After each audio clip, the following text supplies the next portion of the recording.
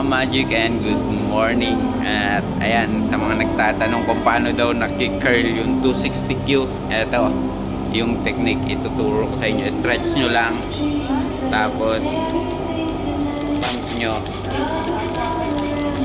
Ayan, pag nahanginan nyo guys, ayan, pag tinawin nyo lang, tapos yung 3 finger nyo, igaganyan nyo, tapos ipitin nyo lang to. Tapos ato lang para ayan, mas marami yung curl nya. Ayan, ikot nyo lang ganito ang magic. Tapos ayan, ipitin nyo sa tuhod nyo. Ganito siya ilalagay. Ayan, pag wala kayong partner na katulong, ayan, ganyan lang, ganito lang.